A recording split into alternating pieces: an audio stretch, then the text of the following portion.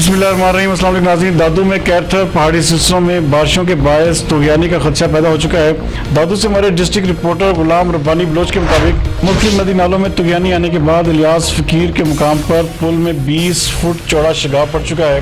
शगाफ पड़ने की वजह से मुतअद्दिद देहात का राब्ता तहसील और ज़िले हेडक्वार्टर से मुनक़ता हो चुका है, जबकि राब्ता पुल में शगाफ पड़ने से गौरख हिल स्टेशन का रास्ता भी बंद है। पुल टूटने की वजह से सयाहों समेत इलाका मकीनों को शदीद मुश्किलात का सामना है।